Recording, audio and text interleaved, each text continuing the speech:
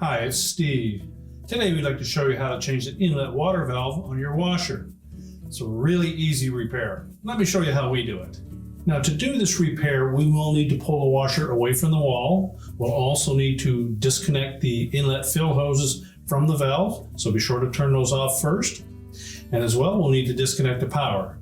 So if you've pulled the washer out far enough, we simply need to unplug it, or you can locate the electrical panel and turn off the appropriate breaker or remove the appropriate fuse. Once we've done that, we can start the repair.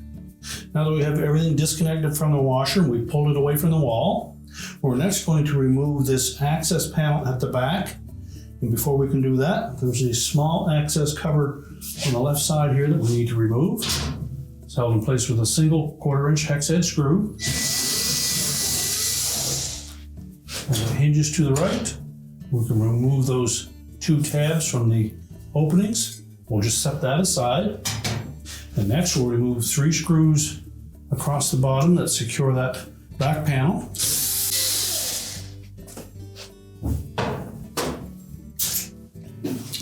Just lift out on the bottom, allow that to drop down from the top edge of the console. And we just set that aside for a moment. Now next we'll need to remove the console completely from that main top. To do so, we're going to take a thin putty knife, and on each end of that console, we'll slide that putty knife between the main top and the console itself, and you'll feel some resistance from a spring type clip.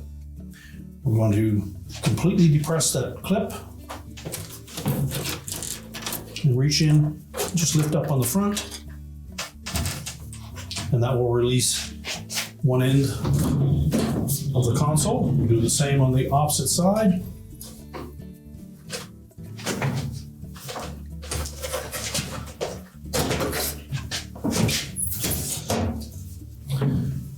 Now with the front of the console released, we can simply hinge it back.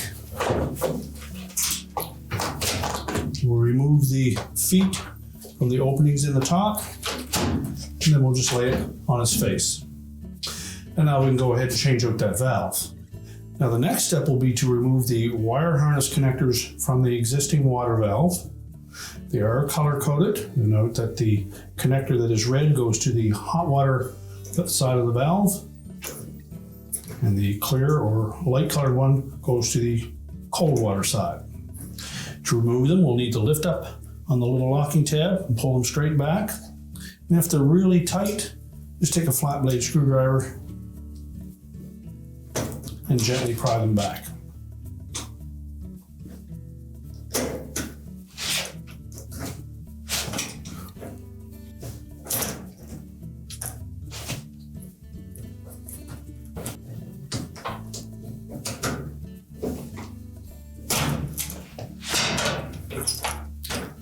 And just pull that harness out of the way.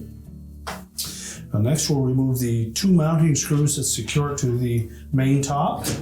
Again, these are 1/4-inch hex head screws.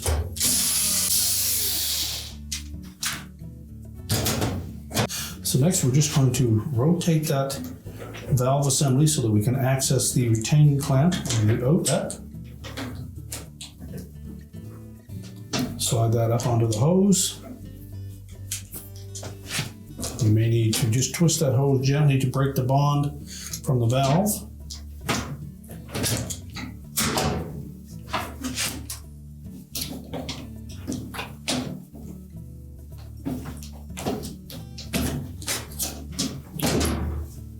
Remove the old valve and discard it.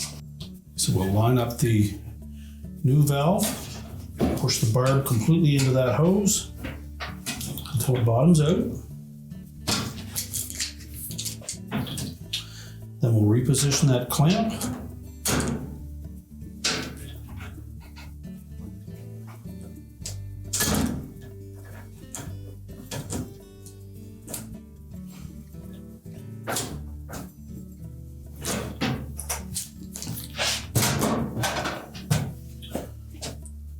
Reinstall the mounting screws.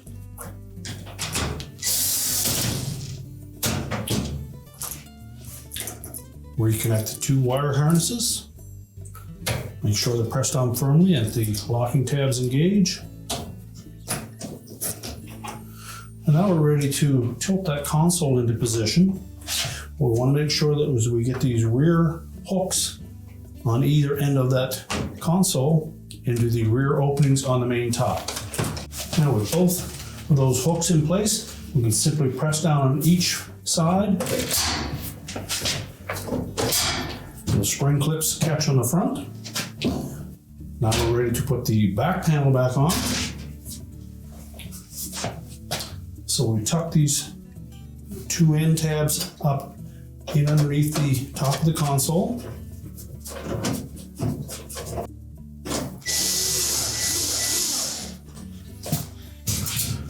Install the 3 screws across the bottom.